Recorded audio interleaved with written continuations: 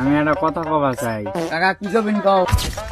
কিভাবে কমো? 80 জন একাই করলে হবে নাকি? আর গুলা কি কয়? কি করবে কও শুনিচ্ছি। কথা হচ্ছে আমরা তো ঝগড়াঝাটি অনেক করলাম, এখন কাজের সময় চোদ্দ মাস ঝগড়াঝাটি বাদ দিয়ে কাজ কাম করলে হয় না?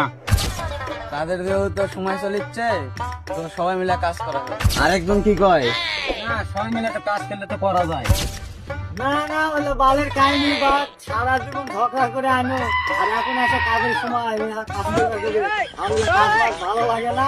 আমি না করলে পেটের ভাত হজম হয় না। পেটের ভাত হজম হবে কিভাবে? তোর বসা জায়গায় খায়া খায়া অভ্যাস। তো পেশাল বুঝাল বুঝি না, কি করবে তাড়াতাড়ি করুক।